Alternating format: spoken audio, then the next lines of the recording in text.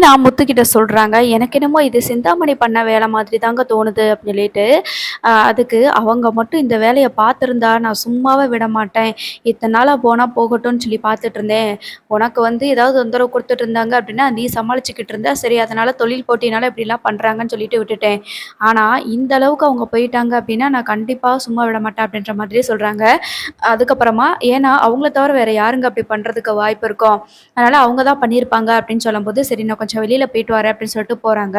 அப்போ கார்ப்பரேஷன் ஆஃபீஸ்க்கு போயிட்டு, இந்த மாதிரி கோயிலுக்கு வாசல்ல இருந்த கடைய வந்து எடுத்துட்டாங்க அப்படின்னு சொல்லிட்டு அந்த கரும்பு மிஷினும், அ பூக்கடையும் அந்த வச்சிருந்த இடத்துக்கு போறாங்க. "எதுக்காக சார் எடுத்துட்டு வந்தீங்க?" அப்படின்னு சொல்லிட்டு சொல்றாங்க. "இல்ல அங்க ரொம்ப வந்து பொதுமக்கள்லாம் கம்ப்ளைண்ட் பண்ணியிருந்தாங்க. அதனால தான் இந்த மாதிரி நாங்க எடுக்க வேண்டியதாயி போச்சு" அப்படின்னு சொல்லி சொல்றாங்க. பொதுமக்கள்லாம் யார் சார் கம்ப்ளைண்ட் பண்ணது? எனக்கு அந்த கம்ப்ளைண்ட் பண்ணவங்களலாம் சொல்லுங்க சார்" அப்படின்னு சொல்லிட்டு சொல்றாங்க. அப்படியே அவங்க நீங்க கம்ப்ளைண்ட் பண்ணி எடுக்கிறதா இருந்தாலும் முன்கூட்டியே வந்து சொல்லியிருக்கணும்ல. நீங்க பாட்டுக்கு தூக்கிட்டு வந்துக்கிட்டீங்க. ஒரு இன்ஃபார்ம் கூட எங்களுக்கு பண்ணல அப்படின்னு சொல்லும்போது, "என்னய்யா ரொம்ப ஓவரா பேசிட்டு இருக்கிற, போயா வெளியில" அப்படின்னு சொல்லிடுறாங்க. அந்த நேரத்தில அருண் வந்து போறாப்ல. அருண் வந்து கொஞ்சம் பதவியோட தானே போறாரு. அதனால அங்க இருக்கிற ஆஃபீசர் கிட்ட பேசுறாங்க. "என்னோட மாமியார் தான். அவங்க வந்து கடை வந்து ரொம்ப வருஷமா நடத்திட்டு இருக்கிறாங்க. அப்படி எதுவுமே அவங்க வந்து வாடி போனது, அழுகி போன தேங்காய் பழம் எதுவுமே விக்கிறது கிடையாது. யார் சார் உங்களுக்கு கம்ப்ளைண்ட் பண்ணது? அப்படியே கம்ப்ளைண்ட் பண்ணாலும் ஃபர்ஸ்ட்டு நீங்க இன்ஃபார்ம் பண்ணியிருக்கணும்ல" அப்படின்னு சொல்லிட்டு அவங்களும் சொல்றாங்க. அதுக்கப்புறம் நீங்க யாரு அப்படின்னு கேட்கும்போது, நான் அந்த மாரி ஆ போலீஸ்ல வந்துட்டு ஒர்க் பண்ணிட்டுருக்கேன். டிராஃபிக் போலீஸா இருக்கிறேன் அப்படின்னு சொல்லிட்டு கொஞ்சம் அந்த விஷயத்தெல்லாம் சொல்றாரு. அதுக்கப்புறம் இல்ல சார், பொதுமக்கள் தான் சார் கம்ப்ளைண்ட் பண்ணியிருக்கிறாங்க அப்படின்னு அந்த கம்ப்ளைண்ட் லெட்டர வந்து பார்க்கலாமா அப்படின்னு சொல்லிட்டு அருண் கேட்கிறாப்ல. அதுக்கு உடனேன்னு அந்த அதிகாரி வந்து பயப்படுறாரு. ஏன்னா அந்த கார்ப்பரேஷன் வந்து கார்ப்பரேஷன்லேருந்து வந்த அதிகாரி வந்து சிந்தாமணி கிட்ட பணத்த வாங்கிட்டு தானே இந்த பூக்கடை எல்லாத்தையுமே எடுத்துட்டு போனது. அதனால கம்ப்ளைண்ட் பண்ணத காட்டுங்க அப்படின்னு சொல்லும்போது, அப்படிலாம் உங்கள்ட்ட காட்டணும் அவசியம் இல்ல. எங்களுக்கு வந்து லெட்டர் வந்துச்சு. அதனால நாங்க வந்து கம்ப்ளைண்ட் வந்துச்சு. அதனால நாங்க வந்து எடுத்துட்டோம் அப்படின்ற மாரி சொல்றாங்க. ஸோ இதுக்கு பின்னாடி ஏதோ இருக்கு அப்படின்னு சொல்லிட்டு நம்ம முத்து கன்ஃபார்ம் பண்ணிக்கிறாரு. அப்புறம் அருணால வந்து எதுவும் பண்ண முடியல. கார்ப்பரேஷன்லேருந்து தர முடியாது அப்படின்னு சொன்னதுனால மேற்கொண்டு எதுவுமே பேச முடியல. இப்போ முத்து வந்து இத தெரிஞ்சுக்கிட்டு யாரோ ஒருத்தவங்க வேணும்னு தான் கம்ப்ளைண்ட் பண்ணியிருக்கிறாங்க. அது கன்ஃபார்ம் ஆயிருச்சு. அப்ப கண்டிப்பா அது சிந்தாமணியா தான் இருக்கும் அப்படின்னு சொல்லி சிந்தாமணி வீட்டுக்கு வந்து போறாங்க. போயிட்டு "நீ எதுக்கு எங்க அத்தையோட கடைய எடுக்க சொல்லி கம்ப்ளைண்ட் பண்ண?" அப்படின்னும்போது, "நான் எதுக்கு கம்ப்ளைண்ட் பண்ண போறேன்?" அப்படின்னு சொல்லி சொல்றாங்க.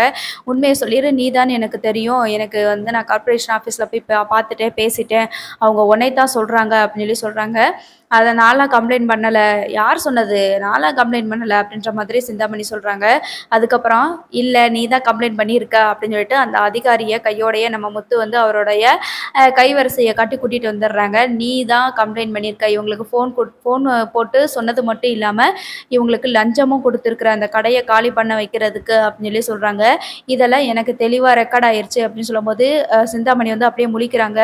"என்னது இது? இது எப்போ பார்த்தாங்க?" அப்படின்னு சொல்லி பார்க்கும்போது, முத்து வந்து கிளவரா சூப்பரா ஒரு ஐடியா பண்ணியிருப்பாரு. என்ன அப்படின்னா, அந்த அதிகாரி இருக்காரு இல்லையா? காலி பண்ண வச்ச அந்த அதிகாரி இருக்காரு இல்லையா? அவர வந்து அப்படியே ஃபாலோ பண்ணிட்டே போறாங்க. அப்படி ஃபாலோ பண்ணிட்டே போகும்போது தான் சிந்தாமணியோட ஆள் கூடயே சுத்திட்டு இருப்பான் இல்லையா? அவன் வந்து பணம் குடுக்குறத இவங்க வந்து வீடியோ எடுத்து வச்சுக்கிறாங்க. அது மட்டும் இல்லாம சொன்னபடி கச்சிதமா பண்ணிட்டீங்க அப்படின்னு சொல்லி சொல்றாங்க. ஆமா நீங்க சொன்னீங்க, நீங்க பணம் குடுத்தீங்க, நான் செஞ்சு முடிச்சுட்டேன். இதுல என்ன இருக்கு? அப்படின்னு சொல்லிட்டு அவர் அங்கருந்து போறாரு. ஸோ இத வந்து வீடியோ எடுத்து வச்சுக்கிட்டாங்க. இதையே வந்து சிந்தாமணி கிட்ட வந்து காட்டுறாங்க. காட்டுனதுக்கு அப்புறம் தான், "அட பாவி! இப்படி மாட்டிக்கிட்டோமே" அப்படின்னு சொல்லிட்டு, "ஆமா நான் தான் பண்ணேன். தொழில் போட்டியில தான் பண்ணேன். இப்போ உனக்கு என்னப்பா?" அப்படின்னு சொல்லும்போது, "இத அப்படியே நான் வந்து போலீஸ் ஸ்டேஷன்ல குடுக்க போறேன்" அப்படின்னு சொல்லி சொல்றாங்க.